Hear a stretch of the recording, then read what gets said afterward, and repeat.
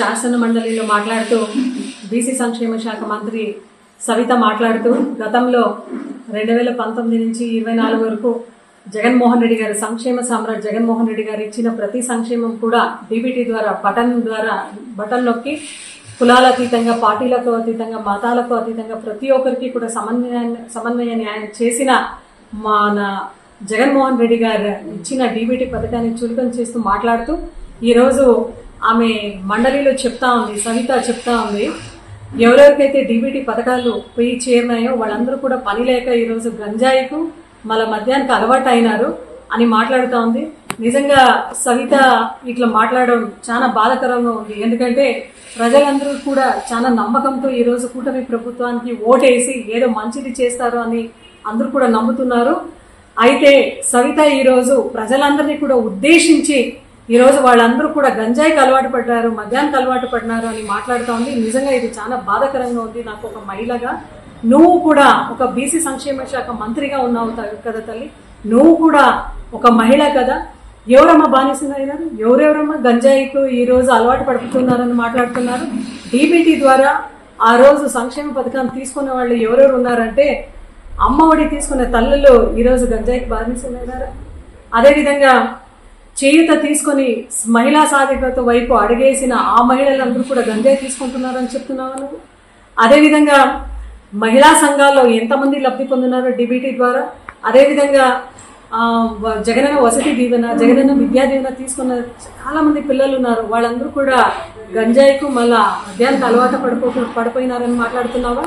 అదేవిధంగా రజకులు, నాయి బ్రాహ్మణులు, లాయర్లు, టైలర్లు ఎంతమంది ఉన్నారు తల్లి, ఎంతమందికి కూడా మనము డీబీటీ ద్వారా సంక్షేమ పథకాలు ఇచ్చినాము. ఈ రోజు నువ్వు ఎంత చిన్నగా మాట్లాడుతూ వాళ్ళందరూ కూడా గంజాయికు మళ్ళా మద్యం తీసుకున్నారని మాట్లాడుతున్నావు కదా. అసలు ఈ స్టేట్మెంట్ చెప్పి నీకు అర్హత ఏముంది అని అడుగుతున్నాను. ఇదే సవితమ్మ మంత్రిగా ఉన్న ఇలాకాలో, అంటే ఆమె ఎమ్మెల్యేగా ఉన్న ఇలాకా పెనుగొండలోనే చూడండి, లిక్కర్ షాప్ ని ఓపెన్ చేసిన ఘనత సవితమ్మ గారి భర్తది. సోమాదేపల్లి అనే మండలంలో ఆయనే పోయి లిక్కర్ షాప్ ఓపెన్ చేశారు. ఈ రోజు ఈమె చూస్తే అందరూ కూడా అలవాటు పడిపోయినారు అని మాట్లాడుతా ఉంది. ఇది కరెక్ట్ కాదు. ఎందుకంటే రాష్ట్ర ప్రజల్లో తల్లులు కానీ, అదేవిధంగా రైతులు కానీ, పిల్లలు కానీ, చాలా మంది కాలేజీకి పోయే పిల్లలు కానీ వీళ్ళందరూ కూడా ఉన్నారు. వీళ్ళందరూ కూడా డీబీటీ ద్వారా సంక్షేమ పథకాలు తీసుకున్నారు. వీళ్ళందరినీ కూడా ఈ రోజు గంజాయి పేరిట, అదేవిధంగా మద్య పేరిట అవమానపరిచినావు. ఈ కూటమి ప్రభుత్వానికి నేను ఒకటే కోరుతున్నాను, దయచేసి మీరు మహిళా సాధికారత వైపు మాట్లాడుతున్నారు, ఇక్కడేమో సంక్షేమ పథకాలు తీసుకునే వాళ్ళందరూ కూడా గంజాయికి అలవాటు పడినారు అని ఆమె మాట్లాడుతూ ఉంది, సవిత మాట్లాడుతూ ఉంది.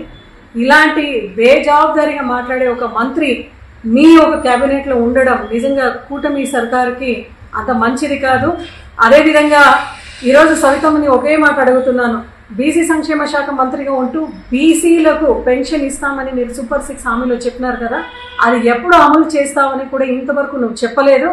మళ్ళా జగన్మోహన్ రెడ్డి గారు ఇచ్చి సంక్షేమ పథకాలు ఇచ్చిన ప్రతి బెనిఫిషియరీని కూడా ఈ రోజు అవమానపరిచే విధంగా నువ్వు మాట్లాడినావు. కాబట్టి ఖచ్చితంగా సవితమ్మ బేషరతుగా ప్రతి డీబీటీ ద్వారా ఎవరైతే బెనిఫిషియరీ లబ్ధి పొందినారో వాళ్ళకి క్షమాపణ చెప్పాలి అని వైఎస్ఆర్సీపీ పార్టీ తరఫున మేము డిమాండ్ చేస్తున్నాము.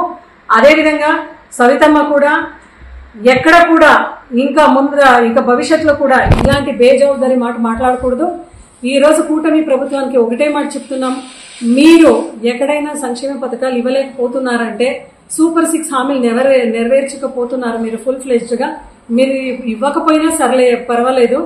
అయితే ప్రజలు ఎవరిని కూడా ఇట్లా ఆరోపణ ప్రజల పైన వేయదండి. ఎందుకంటే డీబీటీ సంక్షేమ పథకాలు తీసుకునే వాళ్ళు చాలా మంది మహిళలు ఉన్నారు, పిల్లలు ఉన్నారు, రైతులు ఉన్నారు, యువతులు ఉన్నారు. ప్రతి ఒక్క సంక్షేమ పథకాలు తీసుకునే వాళ్ళు ప్రతి రంగాలు ఉన్నారు. కాబట్టి ఇంకా పైన మీరు ఇవ్వకపోయినా పర్వాలేదు సూపర్ 6 పథకం దయచేసి ప్రజల్ని, మరి ముఖ్యంగా మహిళల్ని, యువతుల్ని, రైతుల్ని, అదేవిధంగా మన ప్రజలందరినీ కూడా ఎక్కడ కూడా మీరు ఇంత కించపరిచి మాట్లాడే విధంగా మాత్రం మాట్లాడొద్దండి. ఈ రోజు సెషన్స్ లో కూడా ఆమె మాట్లాడిన మాటని కూడా రికార్డ్ నుంచి తొలగిస్తున్నారంటే ఇంకెంత బేజవాబ్దారీగా మంత్రి సవిత గారు మాట్లాడినారని ఆంధ్రప్రదేశ్ రాష్ట్రం అంతా చూస్తున్నారు. ఈ వైఎస్ఆర్సీపీ పార్టీ తరఫున ఆమె బేషరతుగా ఆంధ్రప్రదేశ్ రాష్ట్ర ప్రజలందరికీ కూడా డీబీటీ ఎవరైతే తీసుకున్నారో బెనిఫిషియరీస్ వాళ్ళందరికీ కూడా ఆమె క్షమాపణ చెప్పాలని వైఎస్ఆర్సీపీ పార్టీ తరఫున డిమాండ్ చేస్తున్నాం.